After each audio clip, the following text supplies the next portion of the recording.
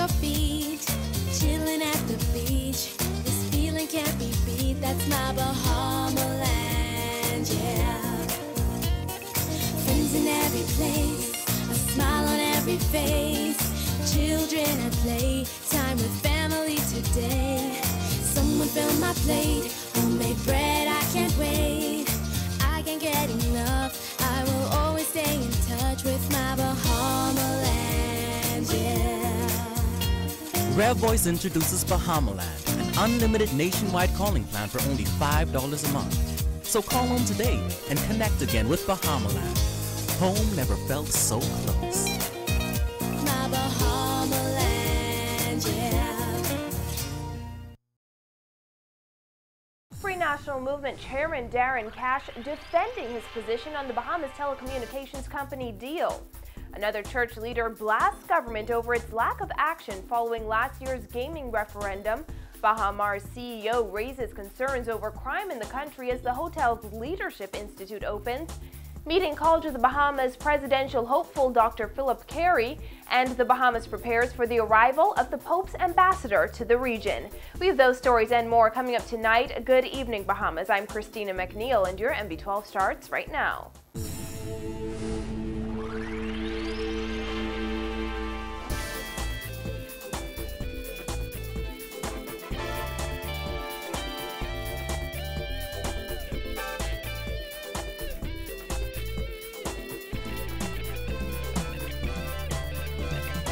Thanks for joining us. Free National Movement Chairman Darren Cash apparently finding himself at odds with himself today over the sale of the Bahamas Telecommunications Company. Cash, who has become the chief defender of the Ingram administration's controversial sale for the majority stake in the telecom, acknowledging that he opposed the sale 3 years ago and doubling down this afternoon, saying he stands by his assertion that it was a bad deal for the Bahamian people. This as he today criticized government negotiator Franklin Wilson for his recent comments concerning the sale. Jasmine Bonmi has the contradictory details in this report.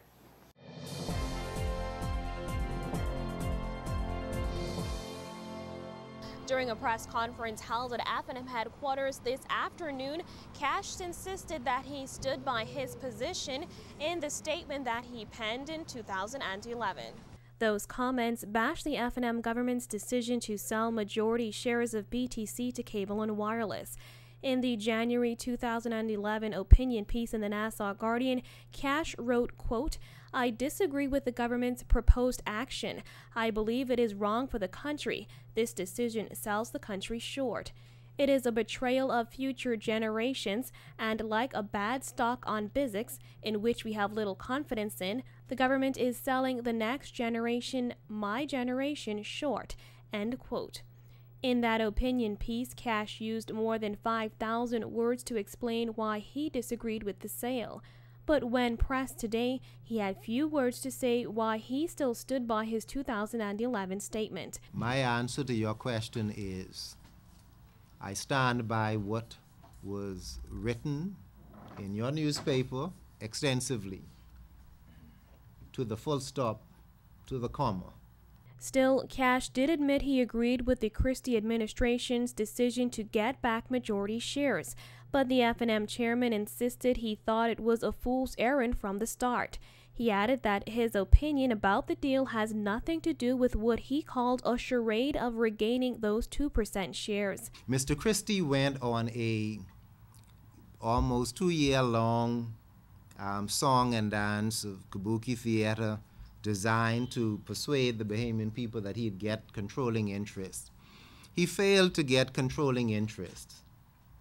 And they came with a smoke and mirrors campaign designed to convince people that they, at the end of the day, got more than additional funding for charitable programs. Cash also responded to comments Wilson made in today's Nassau Guardian. According to Wilson, the government netted less than $100 million for selling 51% of the shares in the Bahamas Telecommunications Company to Cable and Wireless Communications in 2011. Wilson said this proves why he has insisted that the 2011 deal was horrendous. He also insisted yesterday that a parliamentary committee would result in this information being revealed in specific terms. But Cash insisted a committee would be a waste of time and money, as he says if there was any wrongdoing, it would not take a committee to reveal information that the Prime Minister and Wilson should already have available. The purpose of this conversation today is to say that if after vindicating the leaders of cable and wireless, and by extension the F&M, in the deal, it makes no logical sense for Mr. Wilson and the Prime Minister to continue on this ridiculous charade that there's a need for a committee to disclose facts that they have the authority to disclose. What it does is, again, continues to relitigate something that even they don't want to put the details into the public domain. How does that advance the country? Cash also insisted that all F&Ms walked away with their hands clean once the deal was negotiated. Reporting for NV12, I'm Jasmine Bonamy. A leading religious figure in the country is speaking out against the Christie administration's handling of last year's gambling referendum, days after the country observed the one-year anniversary of the failed poll. President of Bahamas Faith Ministries International, Dr. Miles Monroe, says the referendum question dealing with web shops was contaminated, insisting the result may have been different if the question was different. He says the right thing to do is repent for this mistake. Vonique Toot explains. More than a year after voters rejected the regulation and taxation of web shops, a respected religious leader is urging the Christie administration to admit it was wrong for putting what he feels were two flawed questions to voters last year. Dr. Miles Monroe suggested that the process was flawed from the very beginning, and that's why it failed.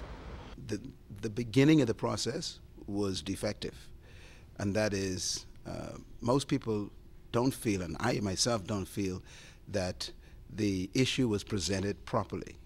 And so if you begin with a defect, you end with a tragedy. Dr. Monroe, who is president of Bahamas Faith Ministries International, especially took issue with this referendum question. Do you support the regulation and taxation of web shop gaming? If something is considered illegal and you ask me to regulate it, first I think you need to ask me whether I should make it legal. I cannot regulate illegality, so I think that the question was contaminated. On January 28, 2013, 51,146 voters rejected the regulation and taxation of web shops, while 31,657 people voted in favor of it.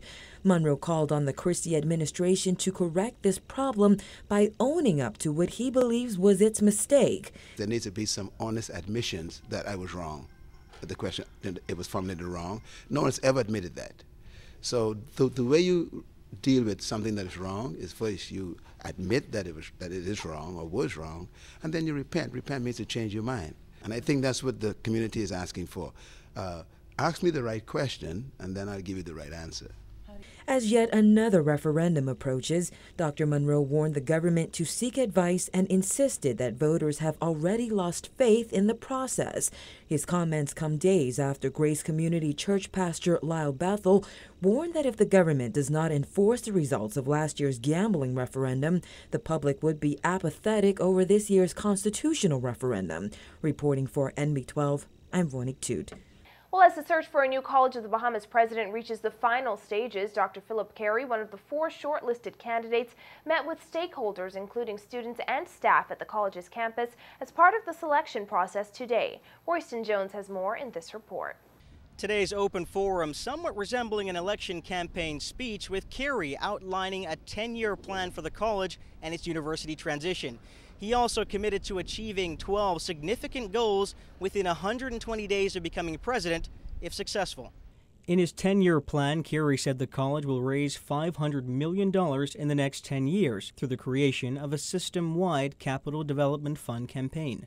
Those funds will be earmarked for a variety of infrastructural programs and other initiatives, including accommodating and enrolling 10,000 students, establishing and expanding state-of-the-art residential campuses in New Providence and several of the Family Islands, strengthening the core professional study programs, expanding student financial aid, and establishing a $50 million endowment fund for the future growth of the university. To be able to accomplish some of these visions and dreams, we have to generate resources. In case you haven't heard,